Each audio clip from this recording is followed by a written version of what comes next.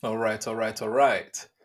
So Arsenal ends game two of the Champions League group phase with a win against Paris Saint Germain at the Emirates Stadium with goals by King Kai Havertz as well as Bukayo star boy Saka.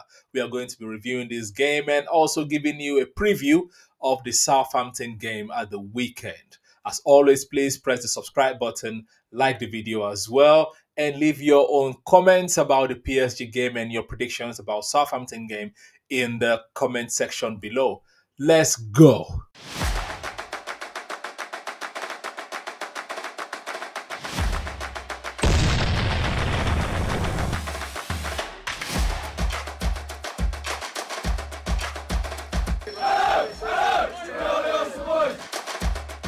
And ladies and gentlemen, welcome back to another episode of Daaaft. Hope you are having a chilled evening because it was a chilled game at the Emirates tonight, right? Arsenal 2, PSG nil. It felt like a training session at the end of the day, but the first half, Arsenal was dominant. In the second half, we just let them, we're just coasting through the game, nothing really happening. But let's go into it. First of all, starting 11. The starting 11 is what everyone was expecting we're going to play.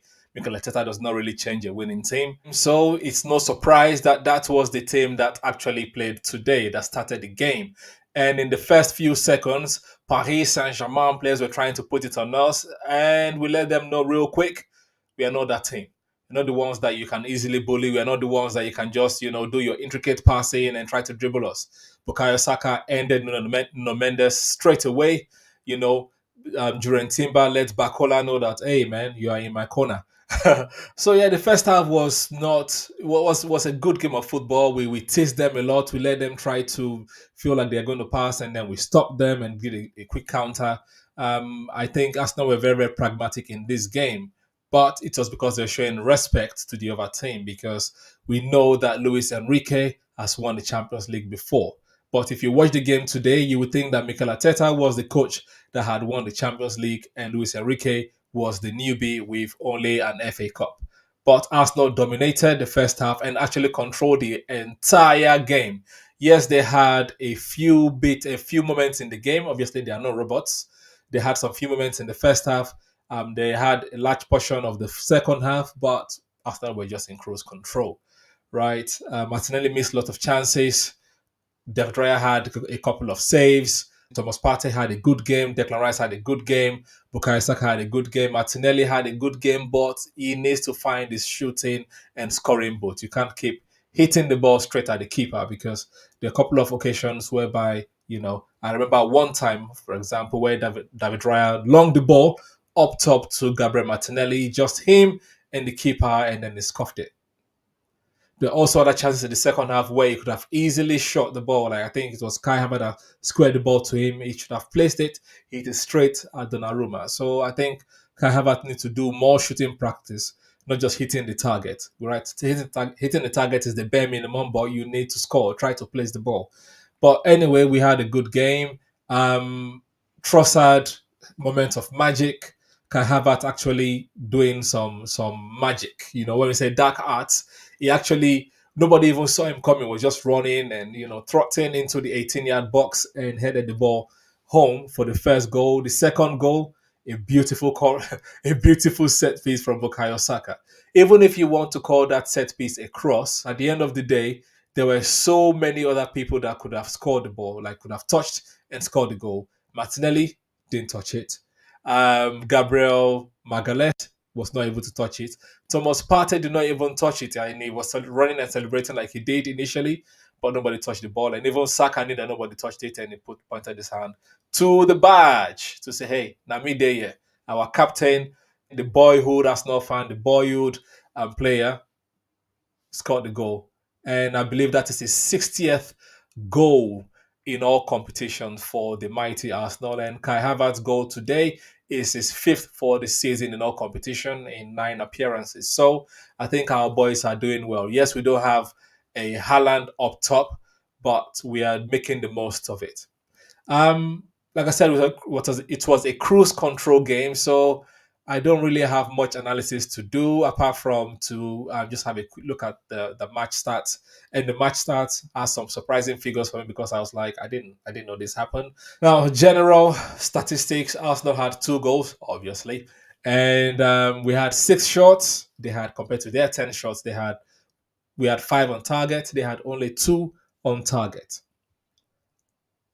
In terms of possession, they had lots of possession. I believe that possession came from mostly from the second half. In the first half, we were dominant, but we gave them the ball. We pressed them each time they wanted to pass. We cuffed all their passing lane, and they could not really do anything. Hakimi had to really literally run around the full length of the pitch to actually make things happen. But Saliba and Gabriel and Calafiori, to be fair, on most occasions just nullified them. Passes, they had more passes than us. We gave them the ball. We were pragmatic. That's the term they're using for Arsenal right now. We were very, very pragmatic and conservative. We had fewer passes compared to them, similar amount of long passes, and they had 4 corner kicks. I didn't know that. I didn't see them having 4 corner kicks. We only had 1 corner kick. Again, I didn't know that. It didn't feel that way. Like I said, it was really a nothing game, but I'm glad we won. We got to see Marino. We got to see Lewis Kelly, debut in the Champions League. So let's just delve quickly into a quick player ratings. Team performance, I'm going to give let me give an 8 out of 10 because I believe that the tactics actually worked. Give them the respect, let them have the ball, stop any unnecessary passes, press them when you can, and be clinical when you can. And we had 2 moments of magic from the King and the Star Boy. What more can we ask for?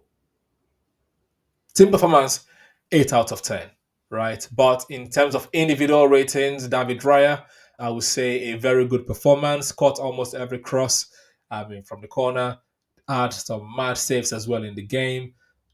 Calafiori, I would say a very good game. I believe Calafiori is what people thought Zinchenko was, right? So let me say that again. Calafiori is what people thought Zinchenko was because he can invert very well. He's always in the midfield and he's a good passer of the ball. He's a good dribbler. He can take shots. He has good ball awareness and positional awareness. I even saw him drifting to the right. So Calafiori, a very good game. Gabriel Stronghold Magalhaes, I would say a very good game as well. They were tight at the back. They stopped any nonsense from PSG. Even when they brought Colomwani in, no impact, right? William Ice Cold Saliba, I would also say a very good performance. Cut out every nonsense and was a solid defensive performance. During Timber, man, that guy is skillful. In the first half, he was just dribbling people for fun, taking the ball on rolls for fun and stop Bakola as well for fun. So a very good performance from Jurien Timber. And coming to the midfield, Thomas Partey after Partey. I would say a good performance from Thomas Partey. He faded towards the end of the. He faded. He faded. You say he faded. But he had a very, very good first half. Not very, very. He had a good first half. Declan Rice had a good game. He could have impacted a bit more, but we won. So good performance from Declan Rice. Leandro Trossard, I would say excellent performance. To me, he is the man of the match. He is my man of the match because he was everywhere. He created lots of chances. Arsenal had space at the Emirates, so he was able to just pick passes, press, did a lot of things with the ball. Assisted in the first goal with a moment of magic. He gave Martinelli a couple of passes that did not turn out to anything. So, yeah, excellent performance for Trossard. Gabriel Martinelli, I would say a very good performance, but you need to start scoring more. Kai Havertz, very, very good performance, close to excellent, but yeah, I don't know. I'm not giving him excellent. In the TV Amazon Prime where I watched it, they gave Kai Havertz man of the match, but I think Trossard kind of edges it, and the Star Boy, a very good performance as well. Substitute, nothing much right about. Merino came on, made his debut. it was quite deeper sometimes than Declan Rice. So if it's meant to be the left eight, he seems to be doing more defensive duties in this game. But I guess we'll see against Southampton if he starts. Right. So for him, I'll say all right performance. Gabriel Jesus, yeah, I'll say not good performance. I didn't think he had any impact on the game at all. He just ran. Times where he should square the ball, he's just trying to score. And I understand you're a striker, you want to score to come back into the team, but it's not happening for you right now, mate. So just get some assists. So not good performance for Gabriel Jesus. Lewis Skelly, good perform. No. All right performance. Jakub Kivio, also all right performance. The manager, I would say, a very good performance um, for this game. So that is for the PSG game, and we'll see what happens next. We had a win. We have 4 points now. As it stands today, we are in the top eight, but we need to be working towards getting higher up the table to qualify for the next round. So let's quickly move on to Southampton. It's quite late at night, as you can see. I'm a bit tired. So let's look at Southampton. Look ahead to the Southampton game. As it stands right now this season, it has at match week 6. Arsenal has had 4 wins and 2 draws. Southampton has had only 1 draw and no wins. So we should be smashing them. A key statistic from last game, if you check my previous video after the Leicester game, a post-match fact, is that Arsenal has won 11 in a row against newly promoted sides. So let's make it 12 in a row. We've also won 40 games. We've also gone 40 games unbeaten against teams that have been promoted. Let's make it 41 unbeaten against such teams. Okay.